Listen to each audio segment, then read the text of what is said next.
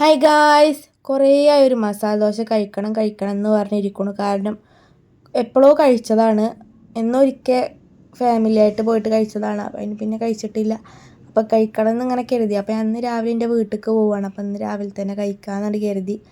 അപ്പോൾ ഞങ്ങൾ അങ്ങനെ പോയി. അപ്പോൾ ഞാൻ മസാല ദോശയും വടയാണ് പറഞ്ഞത്. അജു ഭൂരിയും ഇഷ്ടമാണ്. അജു അധികവും ഞാൻ മസാല ദോശ പറഞ്ഞെന്നൊക്കെ ഭൂരി ഇഷ്ടമെന്നെ പറയില്ല. അജുന് വലിയ ലൈക്കല്ല തോന്നുന്നു മസാല ദോശ. അത്രയ്ക്ക് ഇഷ്ടമല്ല. കഴിക്കുമോ ചോദിച്ചാൽ കഴിക്കും, എന്നാൽ അത്രയ്ക്ക് ഇഷ്ടമല്ല.